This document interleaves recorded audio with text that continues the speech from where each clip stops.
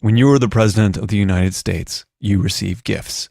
A lot of gifts. Many of them are what you'd expect. Ceremonial platters, crystal vases, framed pictures, and other things that seem appropriate to present to a president. Other gifts are more unusual. Take the gift of King Mongkot, who ruled Siam in the 19th century.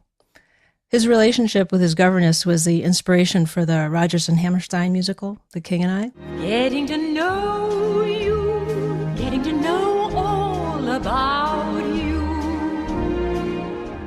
In 1861, the real king of Siam sent a sword, 2 elephant tusks, and a photograph to President James Buchanan. Buchanan was in the last month of his administration at the time. Good riddance. The king also offered President Buchanan several pairs of elephants that could be turned loose into the American wilderness. They were so we could start our own wild elephant population. It was left up to President Lincoln, Buchanan's successor, to respond. And he did with a polite refusal. Oh, come on, Abe. Imagine elephants everywhere. Lincoln explained to the Siamese king in a letter that, quote, "Our political jurisdiction does not reach a latitude so low as to favor the multiplication of the elephant." In other words, it's just not hot enough for them here. I guess Lincoln has a point. That's why he's the best. So we didn't end up with our population of wild American elephants. But presidents do, in fact, accept many gifts, thousands of gifts. And when the president receives a gift from a foreign government, there are a lot of rules to follow. Federal law says that when the president receives a gift of more than, quote, minimal value, that's a couple of $100s today, Congress requires that the acceptance is on behalf of the United States. In other words, the president doesn't get to keep all those jewel-encrusted ceremonial swords, silver bowls, and fancy pens. What usually happens is that these gifts are handled by the gift office. And yes, there is a federal gift office in the State Department. Those gifts are then stored by the National Archives, unless it's 300 pounds of raw lamb meat, which the second President Bush received from the president of Argentina, or the live puppy he received from the president of Bulgaria. Those were donated elsewhere. A list of all of the gifts foreign nations give to the president and the first lady are published every year by the State Department. You can see the list online. It's great. The last column of the report describes why the gift was accepted. If you're wondering what reason a president might give to accept a gift from a foreign country, it's because, quote, non-acceptance would cause embarrassment to donor and U.S. government. That language comes from federal law. I like to think of that reason, non-acceptance would cause embarrassment to donor and U.S. government, when I think of President Obama accepting the black velvet flip-flops the government of Myanmar gave him in 2014. I bet those are some sweet flip-flops. So you might ask yourself, why all of this protocol for presidential gifts? Why so many rules? The answer comes from the Constitution itself, a part of the Constitution that up until now, almost no one paid any attention to. Up until now.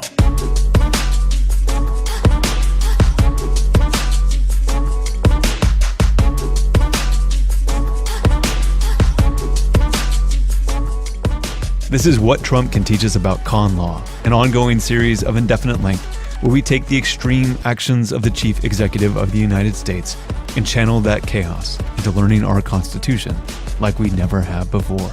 Elizabeth Joe is our professor, and I'm your fellow student and host, Roman Mars. Gifts are never really free. Listen to this, and then we'll have more Trump Con Law. Support for Trump Con Law comes from Squarespace. As you can tell from the existence of this side project podcast of mine, I like to take on new creative projects just because I can't help myself. If you're about to embark on a new project, you should announce it to the world with a cool website from Squarespace. Their award-winning templates are the simplest and most beautiful way to present your ideas online. Even someone like me, who has no business coding at all, can create a beautiful website with Squarespace's all-in-one platform. There's nothing to install, patch, or upgrade, ever. For a free trial and 10% off your first purchase, visit squarespace.com and use the offer code CONLAW at checkout. That's squarespace.com, offer code CONLAW. The reason why there are so many rules about how and whether the president can personally accept gifts from foreign countries is because of what the Constitution says about emoluments. The word comes from the Latin term gain or profit. There are actually 2 emoluments clauses in the Constitution. One is found in Article 1, that's the section addressed to Congress. That clause is usually referred to as the Foreign Emoluments Clause, And it says, and I'm quoting, "No person holding any office of profit or trust shall, without the consent of Congress," remember that phrase, "accept any present, emolument, office, or title of any kind whatever from any king, prince, or foreign state." The Foreign Emoluments Clause arises from a concern from our founders that American ambassadors might be corrupted by gifts from European powers. If you're an ambassador to France, say, you might be more likely to hear what the king has to say after he gives you a diamond-studded snuff box. That was the gift given to Benjamin Franklin from Louis XVI. What does the Foreign Emoluments Clause of the Constitution mean? Well, from the words themselves, someone holding a position of trust in the federal government can't take a gift from a foreign country unless Congress says it's okay. In other words, the Constitution flat out prohibits the people covered by the clause from receiving anything from a foreign country without Congress's permission. There's also a second emoluments clause in the Constitution. This one's called the Domestic Emoluments Clause. Unlike the Foreign Emoluments Clause, the domestic one is found in a different part of the Constitution, Article 2. That's the part that's addressed to the president. The first part of the Domestic Emoluments Clause talks about the president's salary, which isn't really relevant here.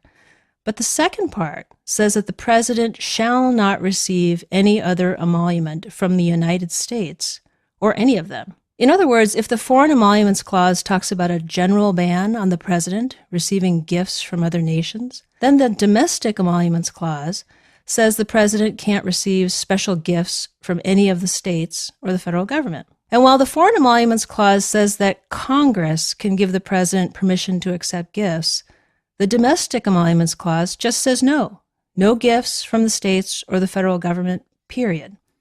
Now, if you asked anyone before November of 2016 what the emoluments clauses were, very few people would have been able to tell you. It's no exaggeration to say that these clauses were, until fairly recently, really obscure parts of the Constitution. They don't usually come up. Emoluments have become part of the national vocabulary because of President Trump. When Trump became president, he didn't leave behind his ownership of the many hotels, golf courses, commercial real estate properties, and television productions that make up the Trump Organization around the world. His businesses and his role as president are very intertwined. The Trump International Hotel, for example, has the president's name displayed in very large letters above the front entrance, is just blocks from the White House. Trump has called his private club in Palm Beach, Mar-a-Lago, the Winter White House. So imagine that officials from a foreign nation decide to rent rooms or conference space at a Trump property rather than any other hotel in order to curry favor with the president. Ultimately, Trump the businessman who benefits from any use of his business is the same as Trump the president. He's the same person, of course. The question is whether this activity violates the Foreign Emoluments Clause. Here's another example. Imagine that one of Trump's companies sold its products or services to a federal or state government agency. If a state agency buys hundreds of Trump steaks and bottles of Trump wine, Trump the businessman benefits, but so does Trump the president. Is that a violation of the Domestic Emoluments Clause? Well, here's the problem. It's not that there aren't a lot of Supreme Court cases on the subject. There aren't any. There isn't a clear answer. Look at any law school textbook on constitutional law. I can guarantee you there is no emoluments section. We've never really thought about it before. But we've never really had a president like Trump before. The fact that there aren't any Supreme Court cases, or any important legal cases for that matter, on either emoluments clause hasn't stopped people from going to court. Right now, there are 3 separate emoluments cases. The first involves a lawsuit brought by the Citizens for Responsibility and Ethics in Washington, also known as CREW. CREW is a government watchdog group. The second lawsuit has been brought by the District of Columbia and the state of Maryland. A third lawsuit has been brought by 196 Democratic members of Congress. 3 lawsuits. All 3 lawsuits claim that Trump is in violation of the Foreign Emoluments Clause, the Domestic Emoluments Clause, or both. Trump is head of the Trump Organization and President of the United States at the same time. Because of that, these lawsuits are claiming that Trump is receiving special benefits from entities who are paying for Trump products and services precisely because of the presidential connection. None of these cases are going to be an easy win for any of the parties bringing them for a couple of reasons. Some of the problems have to do with the emoluments clauses themselves. What do they mean? Let's take the Foreign Emoluments Clause. If you read it, it doesn't say the word president. It doesn't explicitly say that the president can't receive gifts from foreign countries without Congress's permission. Trump might argue that the president isn't covered by this. Here's the thing, though. Presidents in the past have behaved as if the Foreign Emoluments Clause applied to them. 3 sitting presidents have won the Nobel Peace Prize. It comes with a shiny gold medal and several million Swedish kroner. When President Obama won the Peace Prize in 2009, Department of Justice lawyers said Obama could personally accept the gold medal and the Swedish kroner and not violate the Emoluments Clause. The reason? Well, it had to do with who decides on the prize. It's true that the Storting, that's the Norwegian parliament, selects the Peace Prize committee. But the committee itself is private and not a foreign government. Department of Justice lawyers spelled all of this out in a long memo that assumed that the Foreign Emoluments Clause applied to President Obama. It just didn't violate the clause for Obama to accept the Peace Prize. There's another problem for these lawsuits. Even if foreign government officials were renting Trump hotel spaces and using Trump organization services to gain influence with the president, do any of these things even count as emoluments under the Constitution? After all, it's not like Trump is personally taking diamond-encrusted snuff boxes for himself. Again, the answer isn't obvious because courts haven't had to address this before. It's hard to say, and there are good arguments on either side. Then, there is a potential and totally different legal problem for these 3 lawsuits. It's a legal idea called standing. Standing is a distinct legal idea that isn't related to the emoluments clauses. To require standing means that you have to be the right party to bring a lawsuit.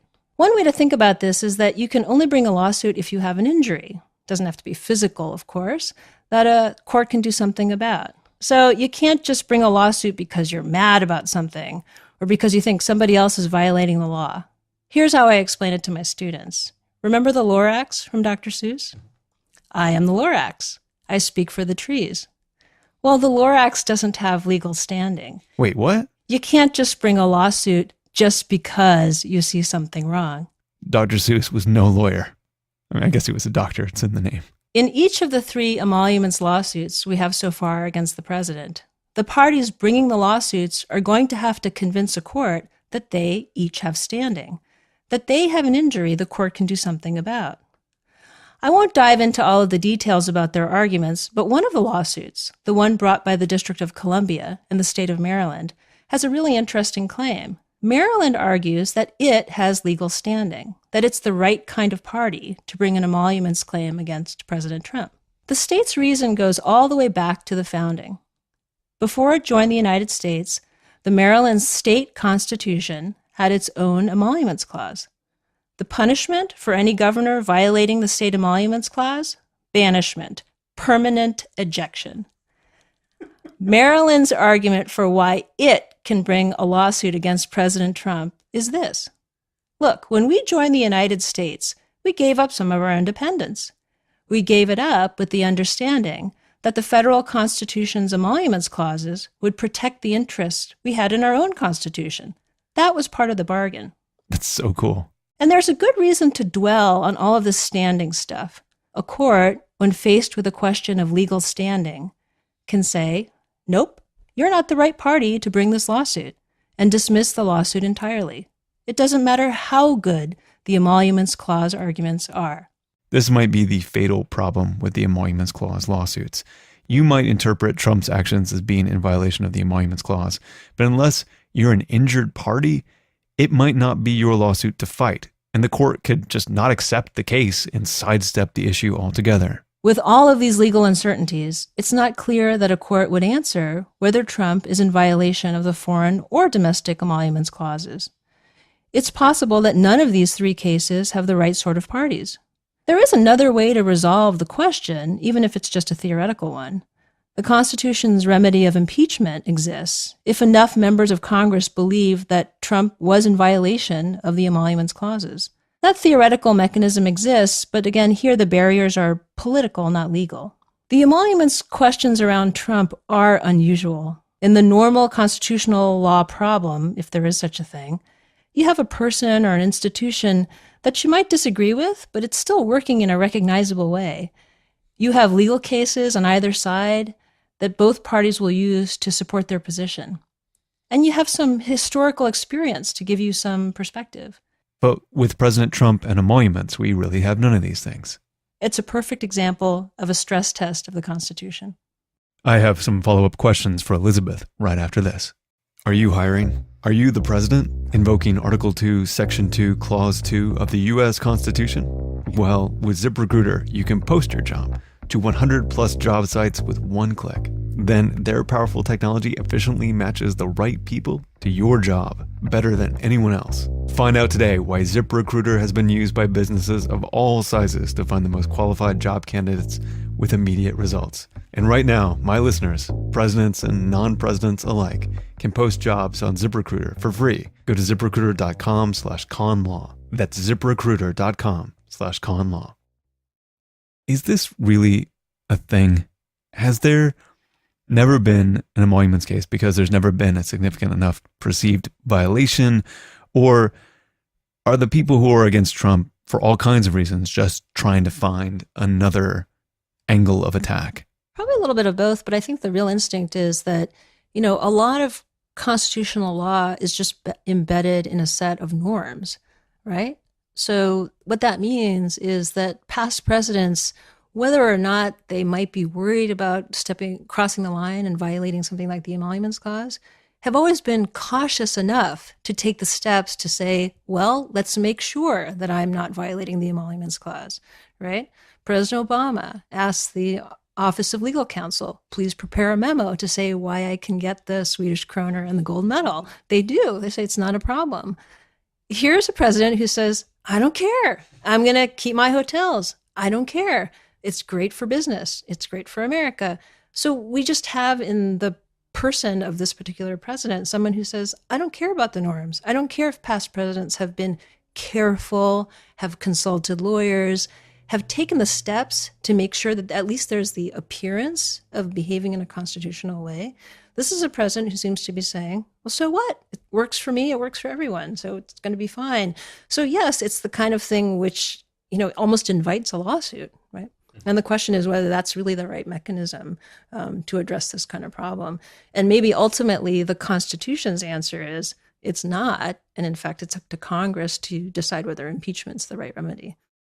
If there's been no case law regarding emoluments, is there something in the fact that former presidents have comported themselves in such a way that somehow gives it this ghost structure of how to behave? And does that have any legal basis whatsoever? So sure. I mean, one of the things, the Supreme Court and all courts can interpret the Constitution with a variety of tools. One of the most important, of course, is case law, right? What have they decided before? Here, you don't have that luxury. Another form of constitutional interpretation is what has been our lived experience? How have the actors in question, and here it would be past presidents, how have they behaved? That doesn't mean that what past presidents do absolutely determines the outcome. But in a lot of its important Supreme Court cases, the court has said, well, if we have this unbroken string of behavior, that's pretty important to help us understand something. This show is produced by Elizabeth Joe and me, Roman Mars. You can find us online at TrumpConLaw.com, on Facebook and Twitter.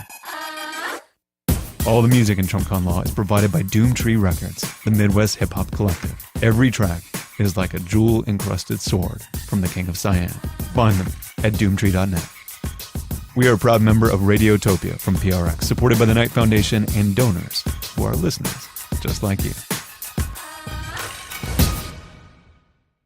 Thanks to AdZerk for providing their ad-serving platform to Radiotopia. Radiotopia.